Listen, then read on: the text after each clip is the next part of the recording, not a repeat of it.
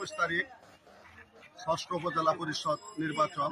সেই নির্বাচনে আমাদের মুক্তাগাছা থেকে মুক্তাগাছা উপজেলা আওয়ামী লীগের সাবেক সাধারণ সম্পাদক, পৌরসভার সাবেক চেয়ারম্যান, সাবেক মেয়র এবং উপজেলা পরিষদের সাবেক সম্মানিত চেয়ারম্যান বীর মুক্তিযোদ্ধা জনাব আব্দুল হাই আকন্দ সাহেব, তিনি প্রার্থী হয়েছেন মোটরসাইকেল প্রতীকে। আরো অনেকেই প্রার্থী আছেন, সম্ভব মুক্তাগাছা থেকে 5 জন প্রার্থী তারা প্রতিদ্বন্দ্বিতা করছেন। এক্ষেত্রে মুক্তাগাছাবাসী মনে করে যে তিনি একজন বীর মুক্তিযোদ্ধা।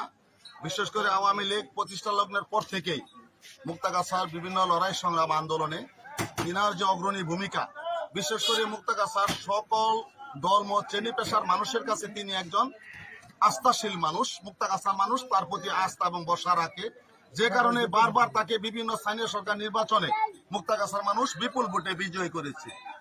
বিশেষ করে এবারে যে উপজেলা পরিষদ নির্বাচন, আমরা যেটা মুক্তাগাছার প্রত্যন্ত ইউনিয়ন ওয়ার্ড ঘুরে দেখেছি, সেখান থেকে আব্দুল হাই আকন্দর পক্ষে যে অভূতপূর্ব গণজোয়ার সৃষ্টি হয়েছে, এটা মানুষ বিশেষ করে দীর্ঘ 15 বছর যারা আমাদের সংগঠনের নেতৃত্ব ছিল আওয়ামী লীগের, বিভিন্ন পদ যারা বহন করেছে, তাদের কাছে তারা সম্পূর্ণ আশা ব্যক্ত হয়েছে বিধায় তারা আব্দুল হাই আকন্দর প্রতি তারা সম্পূর্ণ এখন আস্থা রেখেছে। তাদের বিশ্বাস যে আব্দুল হাই আকন্দকে যদি আমরা নির্বাচিত করতে পারি তাহলে মুক্তাগাছাকে তিনি অনেক দূর এগিয়ে নিয়ে যাবেন এবং দীর্ঘদিনের মানুষের যে প্রত্যাশা এবং বিভিন্ন ইউনিয়নের যে উন্নয়নগুলো আছে এখনো হয়নি, সেগুলো আব্দুল হাই আকন্দ যেহেতু মাটির মানুষ, তিনি শৈশবকাল থেকেই তিনি রাজনীতির সঙ্গে জড়িত।